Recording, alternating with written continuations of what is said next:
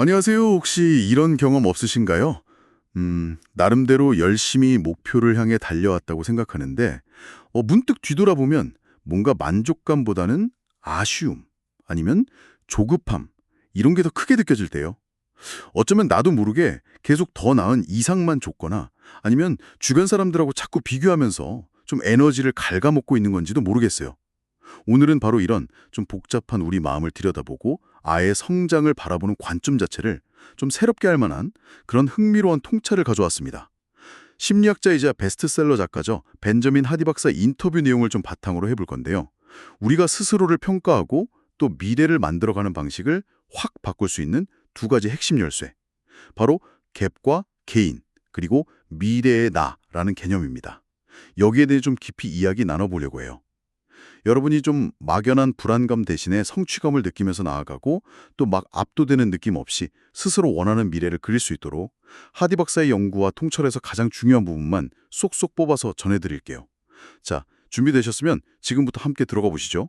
우리가 흔히 빠지는 함정이 있다고 하죠. 이게 뭐냐면 현재 내 모습과 내가 생각하는 이상적인 목표 아니면 다른 사람의 성취 이걸 자꾸 비교하는 거예요. 하디 박사는 이걸 갭 상태라고 부르더라고요. 늘 뭔가 부족하고 채워지지 않는 듯한 그런 마음 상태인 거죠. 네, 맞아요. 이 갭 상태의 가장 큰 문제가 뭐냐면요.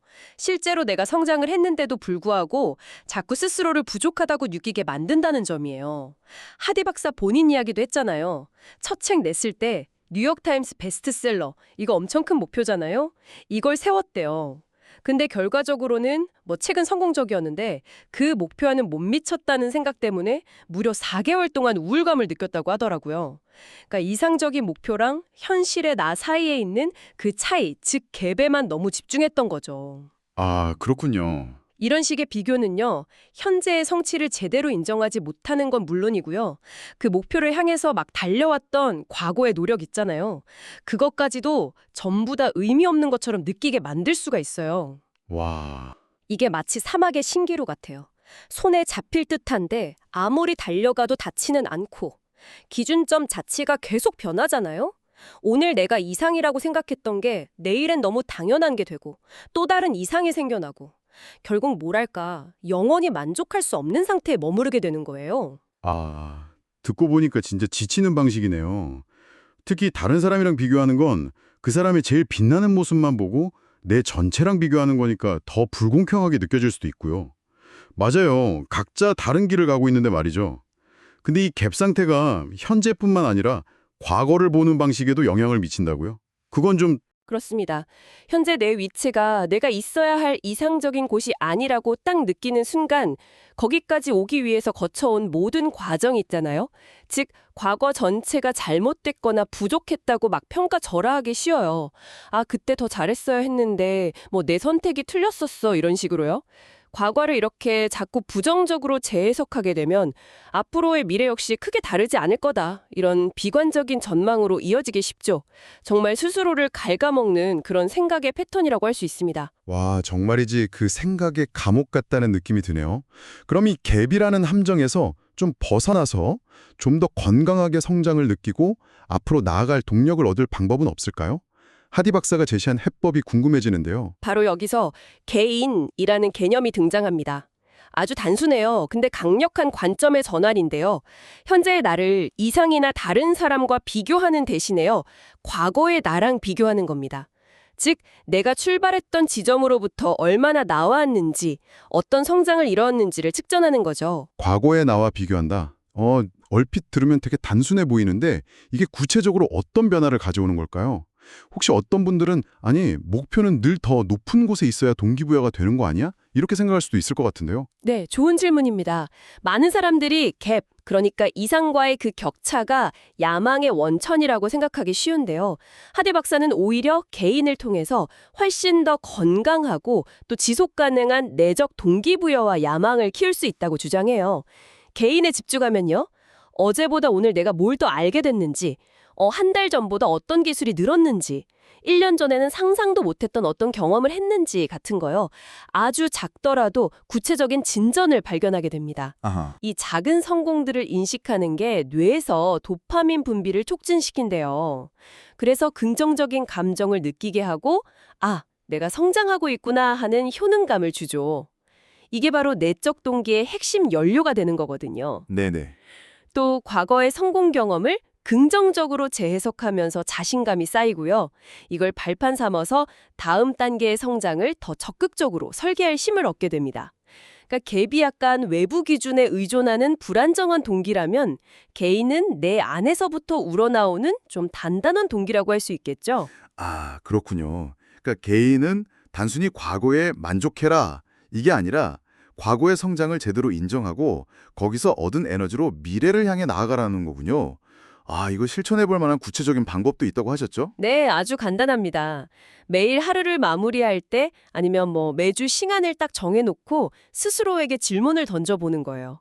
어제의 나 혹은 지난주의 나와 비교했을 때 어떤 점이 나아졌지? 이번 주에 새롭게 배우거나 시도한 건 뭐지?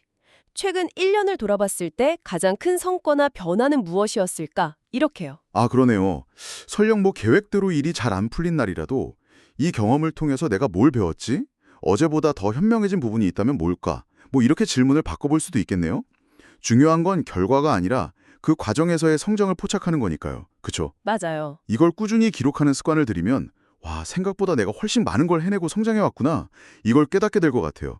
이게 또 미래를 향한 긍정적인 추진력이 되어줄 수 있겠죠? 네, 분명히 그럴 겁니다. 이렇게 개인을 통해서 현재까지의 성장을 긍정적으로 인식하는 법을 이제 알았는데 이게 미래와는 어떻게 연결될까요? 하디 박사 인터뷰에서 정말 흥미로웠던 부분이 바로 이 미래의 나, 퓨처 셀프 개념이었거든요. 우리가 생각하는 것보다 훨씬 강력하게 현재의 우리를 이끌고 있다는 이야기였죠. 맞습니다. 인간의 뇌는요, 본질적으로 미래 예측 기계, 그러니까 프리딕션 머신이라고 할 수 있어요. 하디 박사의 표현을 빌리자면요. 지금 이 순간에도 우리는 다음에 어떤 내용이 나올지, 이 대화가 어떻게 흘러갈지 무의식적으로 예측하고 있거든요. 우리가 경험을 통해 기억을 형성하는 근본적인 이유도 결국 미래를 더 잘 예측하고 대비하기 위해서라는 거예요. 더 나아가서 인간의 모든 행동은요, 의식적이든 무의식적이든 어떤 형태로든 미래의 목표에 의해서 추진된다는 겁니다. 철학에서는 이걸 목적론, 텔리올로지라고 부르기도 하는데 너무 어렵게 생각할 필요는 없고요. 그냥 우리 행동에는 알게 모르게 어떤 목적지가 설정되어 있고 그 목적지가 현재의 행동 방향에 영향을 미친다는 의미죠. 아리스토텔레스도 이미 2000년 전에 비슷한 이야기를 했고요. 잠깐만요. 그럼 제가 의식적으로 10년 뒤에 이런 사람이 되어야지 하고 딱 생각하지 않아도 제 행동은 이미 어떤 미래상을 향해서 가고 있다는 건가요? 그게 좀 놀라운데요. 바로 그 점이 핵심입니다. 하디 박사는 우리가 어떤 미래에 가장 강력하게 전념하고 있느냐, 이게 현재 우리의 정체성과 행동을 결정한다고 강조해요. 여기서 전념이라는 건 거창한 선언일 수도 있지만 아주 사소하고 무의식적인 기대나 회피일 수도 있어요. 예를 들어서 갈등을 피하는 미래의 나, 여기에 무의식적으로 전념하고 있다면 현재 어려운 대화를 피하거나 자기 주장을 잘 못하는 행동으로 나타날 수 있다는 거죠. 아, 그렇구나. 그래서 중요한 것은 내가 현재 어떤 미래 목표에 이끌리고 있는지를 자각하는 거예요. 크게 두 가지 방향이 있다고 하죠. 하나는 원하는 것을 향해서 적극적으로 나아가는 접근지향적 목표. 다른 하나는 불편함, 실패, 비판 이런 원치 않는 것을 피하려는 회피 기반 목표예요. 혹시 여러분의 일상적인 선택들이 후자에 더 많이 기울어져 있지는 않은지 한번 점검해 볼 필요가 있습니다. 특히 해결되지 않은 과거의 경험이나 트라우마 같은 게 있다면 자신도 모르게 회피 기반 목표를 우선시하게 될 수가 있어요. 그렇군요. 와, 무의식적인 미래상이 나를 이끌고 있을 수 있다니. 그렇다면 우리가 원하는 미래의 나를 그냥 막연히 꿈꾸는 게 아니라 정말로 현재의 나에게 긍정적인 영향을 미치도록 의식적으로 설계하고 연결하려면 그럼 어떻게 해야 할까요? 여기서 또 한 가지 중요한 전제가 나옵니다.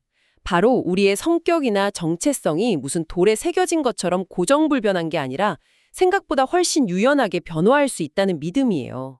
하디 박사가 박사 과정 중에 많은 심리학 교수들이 성격은 안정적이라 거의 변하지 않아 이렇게 가르쳤지만 본인의 경험이랑 최신 연구들을 통해서 그 반대를 확신하게 되었다고 해요. 오, 실제로 많은 연구들이요.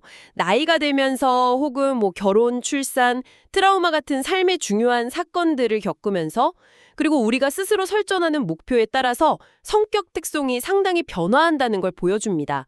하디 박사는 아예 성격은 영구적이지 않다. Personality isn't permanent 라는 제목의 책을 쓰기도 했죠. 이처럼 변화 가능성을 인지하는 것이 미래의 나를 의식적으로 설계하는 출발점입니다. 아, 그러네요. 과거의 나와 현재의 내가 다른 점을 개인을 통해 확인하는 것 자체가 나도 변할 수 있구나. 이 믿음을 강화시켜주고 이게 또 미래의 변화 가능성까지 열어주는 거군요. 뭔가 연결되는 느낌이네요. 그럼 구체적으로 어떻게 미래를 그려볼 수 있을까요? 먼저 과거와 현재의 당신이 얼마나 달라졌는지 충분히 인식하는 시간을 가져보세요. 하버드 대학의 데니엘 길버트 박사 연구에서도 강조하는 부분인데요. 단순히 외적인 변화, 사는 곳, 만나는 사람, 수입 이런 것뿐만 아니라 내적인 변화, 가치관, 우선순위, 세상을 보는 관점, 문제 해결 방식 같은 거를 깊이 생각해 보는 겁니다. 1년 전, 5년 전, 10년 전의 당신과 비교해 보세요. 개인을 측정하는 것과 맥을 같이 하죠. 네네. 이 과정을 통해서 나는 변화하는 존재라는 인식을 좀 확고히 한 다음에 이제 미래의 당신을 구체적으로 그려보는 겁니다. 예를 들어 10년 후를 상상해 본다면 그냥 단순히 성공했으면 좋겠다 이게 아니라요. 어떤 환경에서 누구와 함께 무엇을 하고 있을지, 자녀가 있다면 몇 살일지, 어떤 모습으로 살아가고 있을지 아주 생생하게 그려보는 거죠. 더 나아가서 그 미래의 나는 무엇을 중요하게 여기고 살아갈지, 어떤 기준, 스탠다드를 가지고 있을지 생각해보는 겁니다. 예를 들면 미래의 나는 최소 이 정도 수준의 수입과 일-삶의 균형을 당연하게 누릴 거야와 같이요. 또 하디 박사가 피트니스 함수라고 부르는 개념도 도움이 되는데요. 이건 당신의 삶에서 궁극적으로 최적화하고 싶은 단 하나의 가치나 목표가 무엇인지를 정의하는 거예요. 마치 운영체제의 핵심 목표처럼요. 하디 박사 본인은 박사과정 초기에 이미 심리학과 기업가 정신을 연결하는 사상적 리더라는 피트니스 함수를 설정했고 거기에 맞춰서 연구 주제를 정하고 활동했다고 합니다. 피트니스 함수라. 내 인생에서 가장 중요하게 최적화할 단 하나의 지표는 뭘까? 이렇게 질문해 볼 수 있겠네요. 와, 굉장히 명확해지는 느낌인데요. 미래의 이력들을 써보는 것도 좋은 방법이라고 하셨죠. 네, 아주 구체적이고 강력한 방법입니다. 5년 뒤 혹은 10년 뒤 당신의 이력서에 어떤 성취들이 적혀 있기를 바라는지 실제로 써보는 거예요. 어떤 분야의 전문가로 인정받음, 어떤 프로젝트 성공적으로 완료, 어떤 책 출간 등 구체적인 목표들이요. 하디 박사도 뉴욕타임스 베스트셀러 작가, 테드 강연 조회수 200만 돌파 이런 목표를 미래 이력서에 적었다고 합니다. 이렇게 구체화된 미래상은 현재 내가 무엇을 해야 할지, 어떤 결정을 내려야 할지를 알려주는 나침반 역할을 하는 거죠. 와, 이렇게 명확한 미래의 나를 설정하는 것이 현재의 행동 변화를 이끌어내는군요. 그런데 이 과정이 순탄하지만은 않을 것 같아요. 미래의 나를 향해 나아가려는 우리를 방해하는 요인들, 하디 박사가 언급한 위협들은 어떤 것들이 있었나요? 과거의 트라우마나 부정적인 경험입니다. 이게 현재의 발목을 잡아서 미래로 나아가는 걸 방해하고 자신도 모르게 회피지향적인 행동을 반복하게 만들 수 있어요. 셋째는 자신에게 영향을 미치는 환경에 대한 인식 부족이에요. 우리가 매일 접하는 소셜미디어 알고리즘, 주변 친구들의 가치관이나 문화, 심지어 뉴스까지도 우리의 생각과 목표, 행동 방식에 알게 모르게 영향을 미치거든요. 내가 주도적으로 환경을 선택하고 설계하지 않으면 그냥 환경에 의해 끌려다니기 쉽다는 거죠.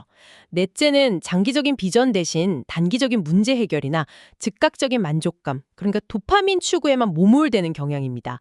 당장 눈앞에 급한 불 끄기, 다음번 스마트폰 알림 확인 이런 것에 에너지를 다 쏟느라 더 큰 그림을 보지 못하는 거죠. 아, 맞아요. 그 로버트 그린이랑 래퍼 50센트가 함께 쓴 책 50번째 법칙에 비슷한 맥락의 구절이 있었던 것 같아요. 인간은 본능적으로 미래를 내다보지만 대부분의 사람들은 두려움 때문에 그 시야를 기껏해야 내일이나 몇 주 앞으로 제한한다.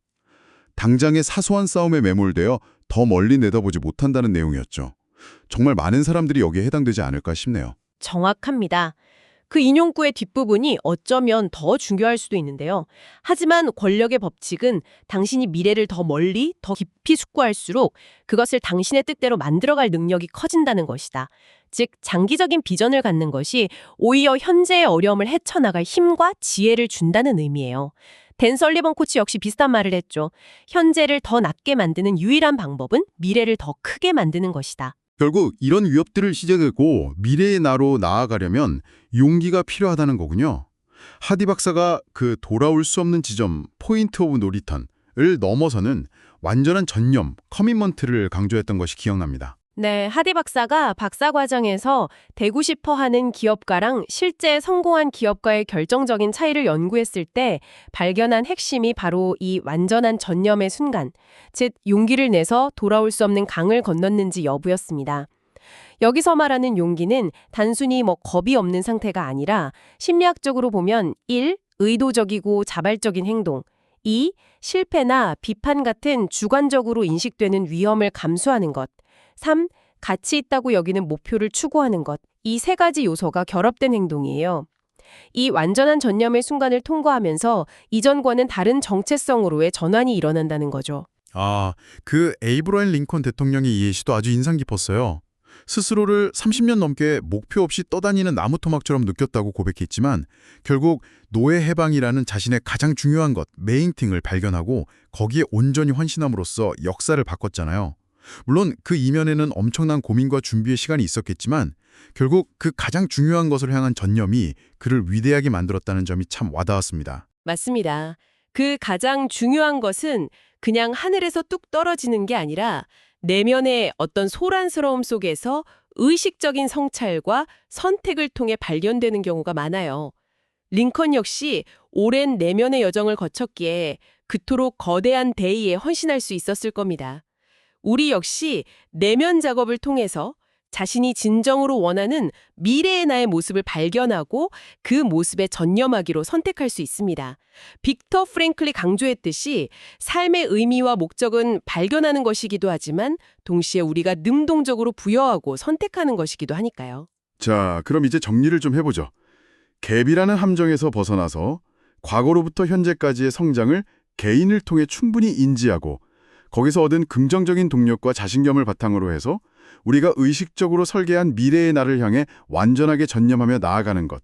이 두 가지 개념이 이렇게 유기적으로 연결되는 거군요. 그렇습니다. 개인과 미래의 나는 서로를 완벽하게 보완하면서 시너지를 내요.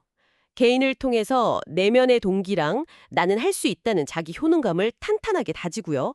이걸 연료 삼아서 외부의 기준이나 타인과의 비교, 갭에 막 휘둘리지 않고 진정으로 자신이 원하는 미래의 나라는 목적지를 향해 나아갈 수 있게 되는 거죠. 이것이 바로 하디 박사가 말하는 의도적인 성장, 인텐셔널 그로스의 핵심입니다. 더 이상 남들과 경쟁할 필요 없이 오롯이 자신의 내적 동기에 따라서 미래를 창조해 나가는 방식인 셈이죠. 오늘 우리는 벤저민 사니 박사의 통찰을 통해서 성장을 측정하는 건강한 렌즈인 개인, 그리고 미래를 향한 강력한 나침반인 미래의 나 개념을 깊이 있게 탐구해봤습니다. 핵심은 명확합니다. 과거의 나와 비교하면서 현재까지 이룬 성장을 제대로 인정하고 그 동력을 바탕으로 당신이 진정으로 원하는 미래의 모습을 구체적으로 그린 다음 그 미래가 현재의 당신을 이끌도록 하는 것입니다. 이 방법들은 어쩌면 정보 과잉과 끊임없는 비교 속에서 방향 감각을 잃기 쉬운 이 현대사회에서 여러분이 좀 더 주체적으로 자신의 삶을 이끌어가면서 깊은 만족감을 느끼는데 중요한 실마리를 제공할 수 있을 겁니다. 과거에 얽매이거나 타인과 비교하며 괴로워하는 대신 당신만의 속도로 당신만의 성장 이야기를 써내려갈 수 있도록 말이죠. 마지막으로 오늘 나눈 이야기를 바탕으로 여러분 스스로에게 던져볼 만한 질문 하나를 남겨드리고 싶습니다. 하디 박사의 말처럼 우리의 현재 행동 하나하나가 이미 어떤 미래의 나를 조금씩 만들어가고 있다면 지금 이 순간 당신의 삶을 이끌고 있는 어쩌면 당신 스스로도 미처 인식하지 못하고 있는 그런 무의식적인 목표나 미래에 대한 가정은 무엇일까요? 그리고 오늘 당신의 미래 항로를 아주 조금이라도 더 원하는 방향으로 바꿀 수 있는 작은 생각의 전환은 무엇이 될 수 있을지 잠시 호흡을 가다듬고 생각해보는 시간을 가져보시면 어떨까요? 오늘 저희가 파고든 내용이 여러분의 성장 요정에 의미 있는 영감을 주었기를 진심으로 바랍니다. 다음 시간에 더욱 흥미롭고 깊이 있는 주제로 다시 찾아뵙겠습니다.